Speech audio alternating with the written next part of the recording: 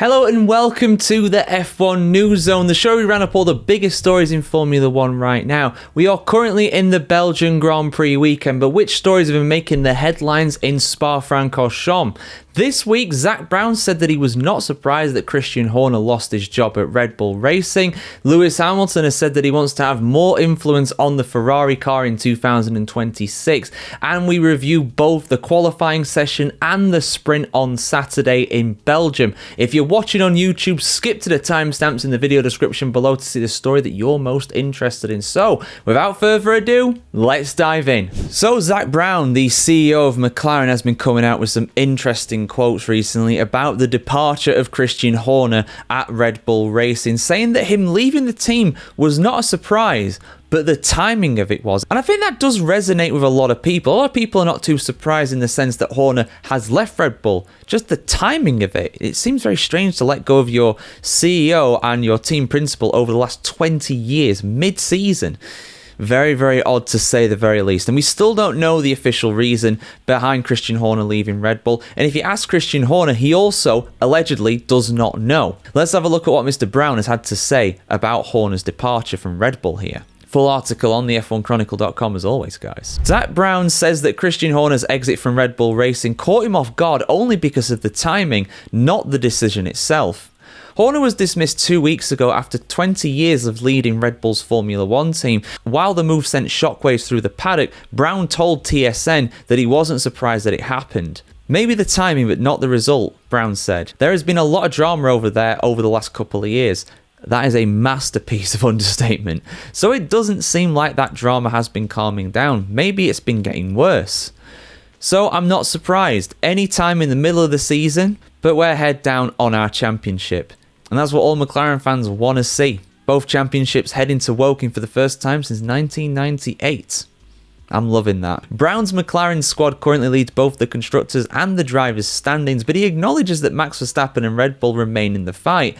They've got Max still knocking on the door, so we've got to pay attention to that. But yeah, tremendous amount of success they've had. I respectfully disagree that Max Verstappen is still in the title fight. I think it's over. I thought it was over after Spain personally, but I've not seen anything that really shows me that he's still in it personally. On Saturday in qualifying, he can put it in pole, but right now in the race, McLaren look absolutely unstoppable. Horner's departure came a year after an internal investigation into sexual misconduct allegations from a former Red Bull employee. While he remained in charge following that inquiry, tensions within Red Bull reportedly continued to simmer. His exit was announced with a formal statement that included thanks from Red Bull's CEO of Corporate Projects and New Investments, Oliver Mintzlaff. Since his dismissal, Horner has kept a low profile aside from a short farewell speech to staff and a message on social media. He hasn't confirmed whether he will remain in motorsport. Brown, who has long had a competitive rivalry with Horner, said he expects the 51-year-old to land somewhere in the racing world. Given his age and his history in motor racing, I'd be surprised if he didn't show up somewhere else in motor racing.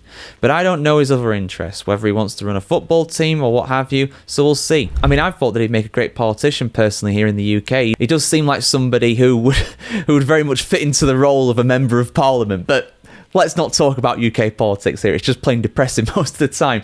But yeah, I mean, listen, I expect him to be back at some point. I think most people will agree that the timing is strange. You know, it really is. And I do get the point that Red Bull have declined and it's been on his watch. You know, you can't deny that Red Bull now are in a far worse position than they were 2 years ago. And, you know, whether it's Horner's fault or not, the buck stops with him. He was the CEO. So, you know, it has to go down to him. They're looking like getting fourth this year in the Constructors. They got third last year. They're not going to win the Drivers' Championship with Verstappen this year. I will die on this hill. I can't see him doing it. I just can't. He's great. He's fantastic, but no, it's just too big of a gap, and that Red Bull is far too inconsistent.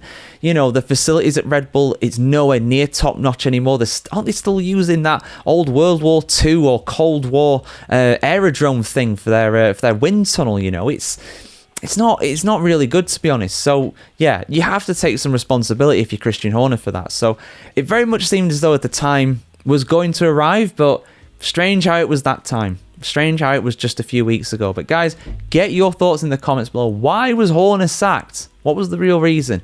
I want to hear what you have to say as always. Interesting choice of words from Sir Lewis Hamilton here, but I think I know what he's talking about. He's aiming to inject some of his DNA, his words, not mine, into Ferrari's 2026 Formula 1 car amid a lot of criticism really when it comes to their car from this season. Of course, it has been a downturn in terms of performance. They are still second in the Constructors' Championship, but that gap between them and McLaren is absolutely humongous. They have double the points, McLaren, of Ferrari, if not even more. So clearly, Ferrari need to make a step up if they're to challenge the likes of McLaren next year. Of course, we've got a big regulation change. That will help them out. It's effectively a clean slate for everybody. But the fact that McLaren probably have been able to work on their car for next year even earlier than Ferrari, it's not a great sign. But anyway, let's have a look at what the 7-time world champion has been saying here on the F1Chronicle.com as always. Lewis Hamilton has expressed his desire to have, quote, some of my DNA, end quote, incorporated into Ferrari's 2026 Formula One car as he criticised the balance of the team's 2025 Challenger. They do have a major upgrade coming to the Belgian Grand Prix reportedly, and that will help some of the balance issues, but as we've seen from upgrades in the past, they are a bit hit and miss, so hopefully for them it works, but it is no guarantees, of course. The 7-time world champion who joined Ferrari from Mercedes this season has struggled to find consistent pace and remains without a podium at the halfway point of the campaign. The first time that has ever happened to him, even in the awful 2009 season, he managed to get a podium 12 rounds in. I think he managed to get a win 12 rounds in, won the Hungarian Grand Prix, his only win that season, unless I am mistaken. While Hamilton trails his teammate Charles Leclerc in the Drivers' Championship, Leclerc currently holds 4 podium finishes. Ferrari as a whole has underperformed relative to the pre-season expectations. Although a series of upgrades have improved the SF25, Hamilton revealed that he is working closely with Ferrari chassis technical director Loic Serra to replace what he considers unwelcome characteristics of the current car and with elements better suited to his driving style. Speaking ahead of the British Grand Prix, Hamilton said, "This year with this car we have lots of different tools and ways in which we can set the car up. Charles has been here for a long time and he has been part of an evolving and developing this car. And he's very accustomed to it. He's found one way which the car works. I've tried all other directions that should work, but they just don't for whatever reasons. And I've slowly migrated to the place where Charles does the run in the car, and last week our pace was the closest it's been." Hamilton acknowledged the ongoing challenges, adding, "It's still tough. It's still tough. It's a tough balance to drive and it's not a comfortable one. It's not the one I want to have in the future." Looking ahead, he concluded, "So I'm working with Loic Serra and all the guys in the factory." That's Loic Serra, not Loic and Sarah, although there might well be a Sarah that works for Ferrari. Anyway, and all the guys at the factory to make sure that the next car will have some of my DNA and hopefully we'll be able to get some of the characteristics that I'm hoping to have in it next year. Interesting words. I mean, normally you go with the lead guy to help design the car, help it suit their driving style. Are Leclerc's and Hamilton's driving style similar enough to make a car that works for both of them? We'll have to see. I mean, right now, it appears as though it's only really good for Leclerc, and even then, it's a bit inconsistent. So perhaps going with something radically different will be a good idea for Ferrari. But guys, let me know your thoughts in the comments below. Have you been disappointed with Hamilton? Have you been disappointed with Ferrari? Look at my grades, see what I think. I did mid-season grades for all the teams and all the drivers, of course, Ferrari, Hamilton and Leclerc included. So go check that out if you've not already. So it's fair to say it's a new era at Red Bull. For the first time since the team entered Formula One back in 2005, they are entering a race weekend without Christian Horner involved with the team. Horner was the team principal at Red Bull for 20 years and was also the CEO by the time he was sacked just a few weeks ago. Lauren Makes has stepped up from the Racing Bulls team and now has assumed the team principal role. But what does their lead man Verstappen think of this? How is he going into this weekend? Well, I'm recording this after sprint qualifying. He's certainly not rattled by this decision as he's qualified a very impressive second place for tomorrow's sprint race and could well win the sprint race tomorrow at what is effectively his home circuit. Of course, he does race under a Dutch license, but he was born and I believe raised as well in Belgium. Spa-Francorchamps is effectively his local track. So let's have a look at what he's been saying, because it's fair to say that the media has been very keen to see what he has had to say about all this. Not only has he had a massive crowd this weekend in Belgium coming to his press day on Thursday, but he also had a massive crowd as well on Thursday before the British Grand Prix as well. So very much a man in demand is the 4-time world champion. But let's have a look at what the Flying Dutchman has had to say about Horner's departure. Full article here on the F1Chronicle.com as always. Max Verstappen says that Christian Horner's shock dismissal will not affect his future, insisting Red Bull must now focus on performance and, quote, looking ahead under new boss Lauren Mekies. Speaking at Spa-Francorchamps on Thursday, Verstappen addressed the long-rumoured power struggle that had culminated in Horner's ousting, a move reportedly driven by Red Bull's Austrian leadership and key Verstappen allies including Helmut Marko and his father Jos. In Formula 1, the change is like football, Marko told Kleine Zeitung. If things don't work out, the coach simply has to go. He's actually pretty spot on with that reference, to be honest, but 20 years, the Alex Ferguson of Red Bull in effect, the guy who's been there for so many years, part of the furniture, to see Horner go like this at this time. I think everybody was surprised at that, but yeah, Marko may well have had a hand in that, you never know. Verstappen told a huge gaggle of journalists at Spa, if you look back on the more than 20 years of Red Bull racing, you can see that we've had many great years with strong results. Of course, there were also times when things weren't going so well, and I think the last year and a half haven't gone as planned. Management has decided that a different direction is needed, and everyone else has to agree and look forward, and I'm looking forward. Of course, Verstappen himself was very heavily rumoured to be one of the key decision makers, one of the key factors in Horner's sacking, but that is yet to be confirmed, and I doubt we will ever have that confirmed. But have your thoughts in the comments below, guys. Have your say on that. I want to hear what you have to say about that, as always. Verstappen said that he learned of Horner's dismissal maybe half a day beforehand from shareholders Mark Mateschitz and Charlem Yavida. They run the team, and I am the driver. It's their right to do what they want, he said. Asked if the removal of Horner would impact his commitment to the team, Verstappen replied, "It has no influence on what I'm doing. From my side, there's nothing to say about my future. I'm happy where I'm at." He added, "There's also a possibility I won't wake up tomorrow. Life is unpredictable." Sorry, I can't help but laugh at ever the optimist there, Max. I might just die tomorrow. Yeah, I mean, he's not wrong. Anything can happen, but come on, man. As it turns out, he did wake up tomorrow and he got second place in the sprint qualifying. So man is still alive as far as I'm aware.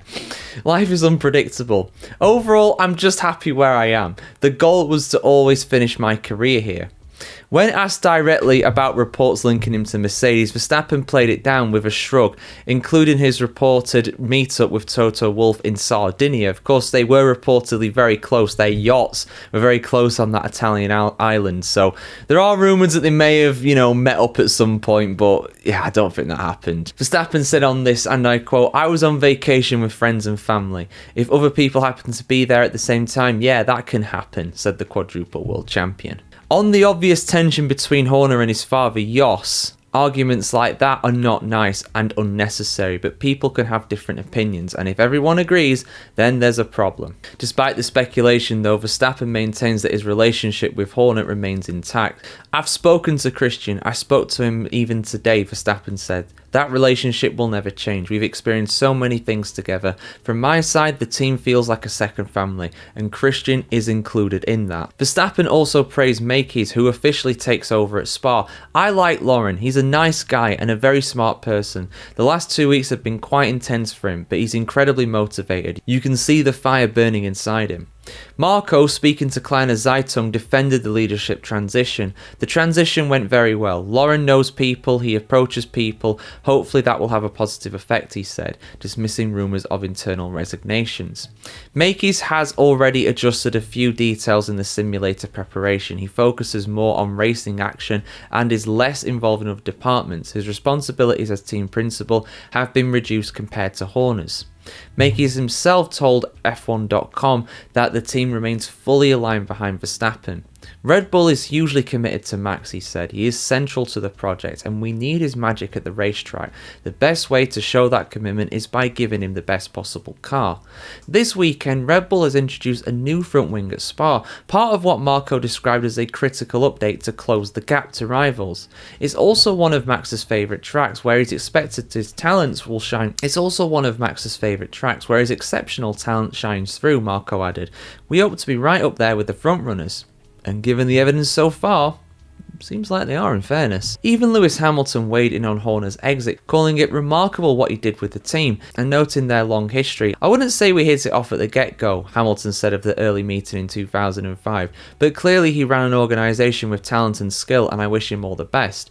As for Verstappen, he remains focused but non-committal. We have to just keep working and get the performance here on the track, he said. There's no point looking back. It doesn't make you faster. Don't look back in anger. Heard you say. Oasis are touring right now. I couldn't resist that. But yeah, I mean, listen, it's interesting. It's all about what you believe at the end of the day. Do you think that Verstappen had something to do with Horner being axed? We're never going to know. Horner's never going to say it if he even knows that. Verstappen sure as hell isn't going to say it. Neither is Verstappen Senior or Marco or anybody else involved in that. Nobody's going to admit to that if that is the case. But we'll have to see. You know, I mean, I said it at the time, it came as a huge shock. It was a huge shock. Looking back now, with some benefit of hindsight, I understand the decision to an extent. It's just the timing of it. I'm very much with Zak Brown when I brought you that story earlier this week as well. Zak Brown basically saying, look, you know, I'm not too surprised Horner's gone, but the timing of it is odd. To get rid of your team principal and CEO, the guy who's been there since the very start, a day oneer for Red Bull, mid-season like this, it really does stink, and it does feel like there's something that's happened. Maybe something has happened with, you know, the accuser, the plaintiff in that case about, you know, the harassment over in the workplace, or the alleged harassment, I should say. You know, that is reportedly going to a civil trial next year in 2026. Maybe they got a bit of an inside line on that. Maybe they wanted to cut ties before that kind of came down on them. I don't know. Maybe they've been looking to get rid of him anyway. Maybe the likes of Marco and Verstappen want more influence in that team, and they wanted to get rid of Christian Horner. I don't know, guys. I mean, there's a lot of interesting theories about all this, and we're never going to know. We're never going to know the truth. Nobody's going to tell the truth on this one. Maybe years and years down the line if Christian Horner does like an autobiography after he's retired from Formula One, but that's probably not going to be for another 10 or so years at least. And is Horner going to come back? Is he going to come back into Formula One? Who is he going to return with? If he is going to return. Let us know your thoughts in the comments below, guys. I want to hear what you have to say as always on this. Alright everyone, we had the Spa sprint earlier today in Formula 1. What were the main talking points? What were the 5 things that we learned from this session in Belgium? Let's dive in, guys. So the first thing we learned is that Verstappen's qualifying pace was able to be converted into race pace. In fact, he doubled down on that. He's qualified a very impressive P2 on Friday afternoon, but he got the lead going into Les Combes. He slipstreamed Piastri going up the hill, going up the Kemmel Straight, and he held on to win another sprint race. I think he's on like 12 sprint victories in Formula 1 since the format came in 2021, and I think the next most successful drivers are only on 2. So Verstappen absolutely dominates sprints in general. It's absolutely incredible. This shortened format really does suit him, and to be fair, the Grand Prix format before this season really did suit him as well. Very good in that Red Bull has been Verstappen. Now, he didn't have it all his own way. Of course, Piastri was challenging at certain times, around 10 laps or so, and he was being put under pressure by Piastri, but Piastri did not have the straight line speed to be able to overtake Verstappen, and Verstappen took a victory, a very unlikely one in the sprint race. Fair play to him. He was absolutely faultless. He did exactly what he needed to do. Red Bull probably taking a lot of downforce off of that car to make him faster along the straights, but it didn't really seem to be hurting him too much in the corners either. So Max, as he has proven many times over, that he is an absolute master of his local circuit in Belgium. But yeah, the McLaren battle. Let's talk about the championship battle. Piastri did finish ahead of Lando Norris. He gains 1 point on his teammate. Norris, of course, didn't have it all his own way either. He ended up falling behind Charles Leclerc early on in this one, but he got past the Ferrari man to get into P3. He never really got close to challenging Piastri. Piastri was very much on the back of Max Verstappen. But yeah, like I said, just 1 point gained on him, but it is still a point that can make a difference. Championships in the past have been decided on just half a point, so this could be very crucial, of course. But yeah, Piastri with this small win relatively over his teammate, but the big points are paid out in the Grand Prix tomorrow on Sunday. The third thing that we learned is that Haas's qualifying pace as well was very much legitimate. They had excellent pace during the sprint today. Esteban Ocon and Ollie Bearman finishing where they started in 5th and 7th place respectively. again, if they do that tomorrow in the Grand Prix race, they will very much be quids in when it comes to an incredible points haul for the team, and they very much do need it. It's been a really poor couple of races or so for Haas. They have slid down to 9th in the Constructors' Championship as a result, but these are some big points that they have gained this weekend so far. And while they're still in P9 in the Constructors' Championship overall, that gap between themselves and 7th place is just 2 points now, just 1 point behind 8th as well, so it's very, very tight at the bottom of the midfield in the Constructors' Championship. Let's speak about Carlos Sainz as well.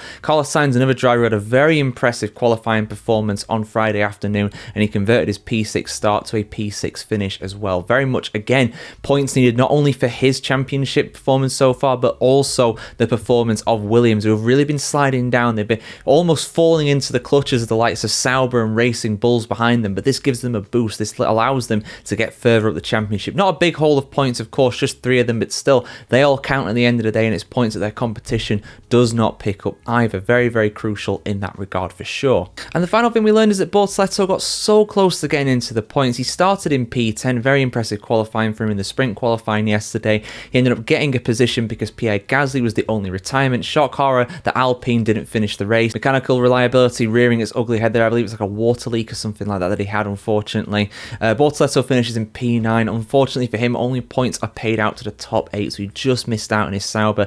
But it's very encouraging heading into the regular Grand Prix race on Sunday. Hopefully the Brazilian can get some more points because he does need it. His teammate has been really performing well in that Sauber. And so far, Bortoleto this weekend has been on it like a car bonnet. So hopefully he'll have some more points to show for it this weekend as we go further on. But yeah, guys, those are all the things that we learned today from the Spa Sprint earlier on today. What were your thoughts about it? For me, not really that good of a race, to be honest with you. I was really hoping they might have some weather in there, you know, some wet weather or something. But overall, pretty dull affair, if I'm being honest. But seriously impressed by Verstappen's performance. Very much living up to the name of the Flying Dutchman this weekend so far. So we've gone through the sprint race on Saturday morning for you guys, but on Saturday afternoon as usual we had qualifying for the Grand Prix race tomorrow. Check out the sprint review if you've not already. There will be spoilers ahead in this qualifying review for that, but let's dive into the 5 things that we learned from regular qualifying this weekend for the Belgian Grand Prix, the session that sets the grid for the all-important Grand Prix tomorrow at Spa-Francorchamps. So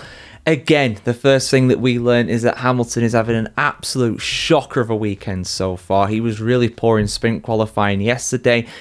Made a key error and started well down the grid. I believe it was P18. He recovered some spots in the sprint race, but nowhere near getting into the points, unfortunately for him. And he's got a big job to be able to get into the points tomorrow because he starts in P16. Really, really poor for him. And the reason this time was not spinning out at the bus stop, it was just going wide, track limits. And like he said, you know, he made a key error at a key time, and it's something that you don't expect from a 7-time world champion. He'll be very disappointed with that. Hamilton has an incredible record around Spa, 5 victories, and also whenever he's finished the race at Spa, he's never finished outside of the top 4. If he's going to finish tomorrow, I really doubt he's going to be able to get into the top 4, but we'll have to see what happens there.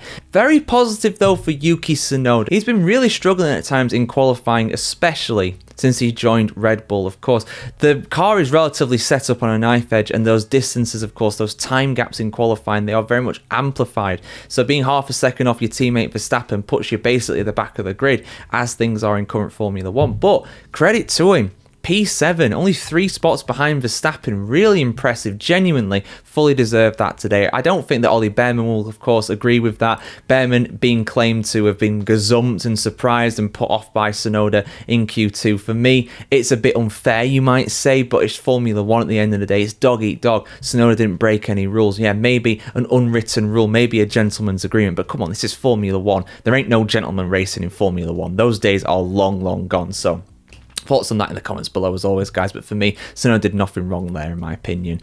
Alex Albon, third thing we learned, Alex Albon really impressive again. P5 in qualifying this time, a top 5 start for Williams. And you know, after missing out on points in the sprint race, very much being outshone by Carlos Sainz for a change, Albon was back with a vengeance. A P5 start for him tomorrow. That is going to hopefully be a big points haul for Williams. And Leclerc as well, another driver that was really impressive today. Seriously impressed with Charles Leclerc today. He got into P3 and beat Max Verstappen, became the best of the rest effectively, behind the two that you normally expect to be on the front row. More on them very soon. But yeah, Charles Leclerc has always gone well around Spa. He got his first victory here in 2019 and he put up one of the best qualifying performances ever as well. I forget which year it was now. I did say it in my kind of preview for Spa. I think it was 2021, something like that. Unbelievable performance from him to get pole position in that year, if it was that year.